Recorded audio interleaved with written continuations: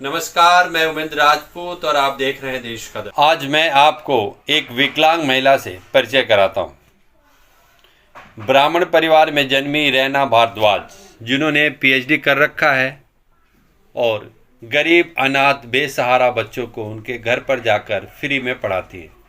उन बेसहारा बच्चों का हौसला बुलंद करती हैं, बढ़ाती हैं।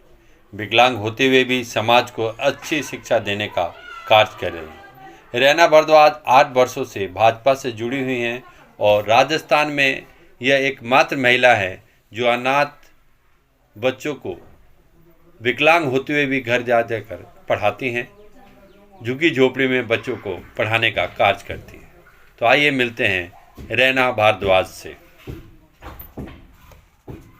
पढ़ाती हैं क्या, कुछ के लिए कोई चार्ज वगैरह लेती हैं क्या? नहीं सर, मेरा खुद का ही मैं शिक्षा से संबंधित जो कार्य करती हूँ और जो व्यक्ति जो महिलाएं घर पे बैठी रहती हैं, वो कोई काम नहीं करती, कच्ची बस्ती में जो रहती हैं, उनको रोज़गार संबंधी चीज़ें भी मैं सिखवाती हूँ। जैसे मेहंदी है, ड्राइंग है, पेन और है ना सिलाई है, ये सारी चीज़ें भी मैं सिखवाती हूँ। और शिक्षा से संबंधित जो कार्य करती हूँ वो मैं अपने ही बलबूते पे करती हूँ। मैं किसी से कोई चार्ज नहीं, मैंने कई जिलों में भी चलवा रखा है।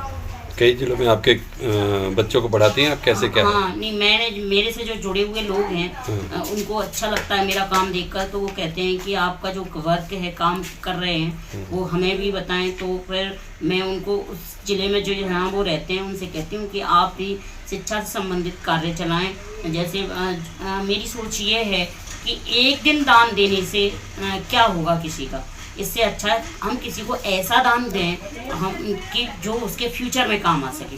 तो मैं इसीलिए शिक्षा से संबंधित कार्य करती हूँ और यहाँ जयपुर में मैं खुद ही जाती हूँ।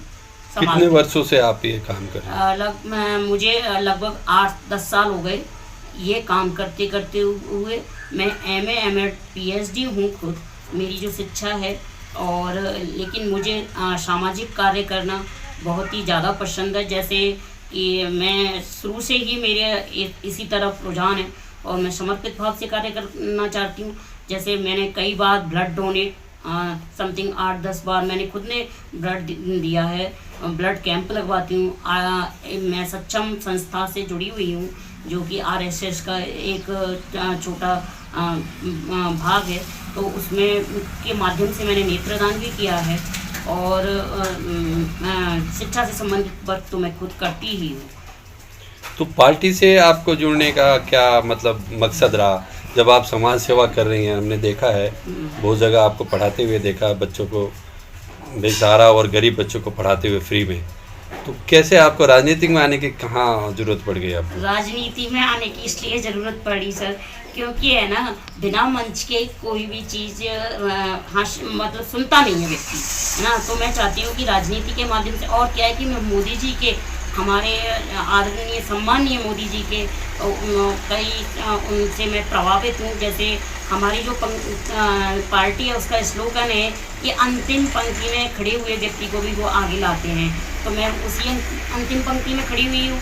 तो मैं मोदी जी के कार्य, जैसे मोदी जी ने हमें विकलांग को दिव्यांग पर शब्द दिया, तो इन सारी चीज़ों से मैं बहुत ज़्यादा प्रभावित हूँ। और मोदी जी ने ये भी कहा था कि एक आर्मी मैन को भी दिव्यांग ट्रेनिंग दे सकता है। तो इन सब सारी चीज़ों को सुनकर मोदी जी की दिव्यांगों के बारे में कितनी अच्छी सोच है। और उनकी सोच ये है कि हम सर्वांगीण विकास जो है वो एक शरीर का ही नहीं, मस्तिष्क से भी इंसान बहुत कुछ कर सकता है। तो इसी आधार पर मैं इन सारी चीज़ों से प्रभावित होकर मैं पार्टी से जुड़ी हुई हूँ। पार्टी में भी मुझे समथिंग 8 साल हो गए और मैं फिलहाल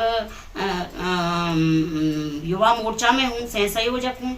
और मुझे पार्टी ने भी समय समय पर कई मौके दिए। जैसे मुझे RPSC महागेराम में मुझे झोटवाड़ा का प्रभारी बनाया गया। जैसे परिवर्तन संकल्प यात्रा में मुझे मॉनिटरिंग टीम में रखा। मैं एक पार्टी की एक छोटी सी सक्रिय कार्यकर्ता हूँ।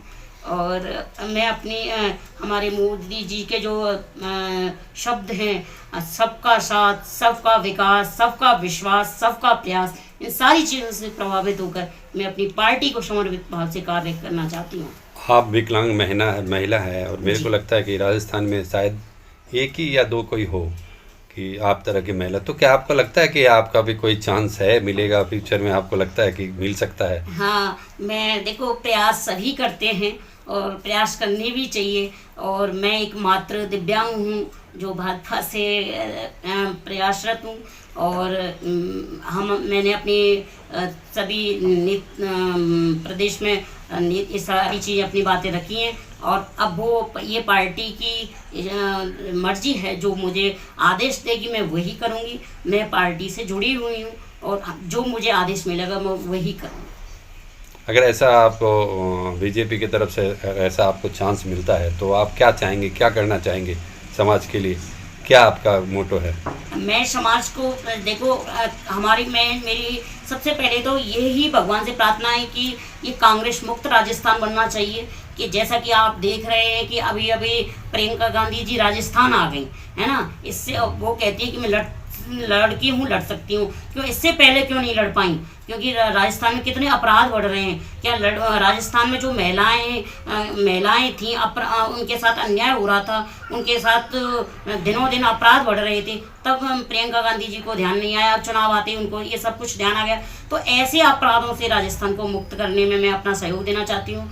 और क्योंकि देखो कानून बिगड़ती कानून व्यवस्था, रीट की चीट, बेरोजगार की व्यवस्था, सारी चीज़ें हमारा राजस्थान संकट से ग्रसित है। इसीलिए राजस्थान कांग्रेस मुक्त बने और मैं भी उसमें एक छोटी सी भागीदारी करूं, ये मेरी इच्छा है।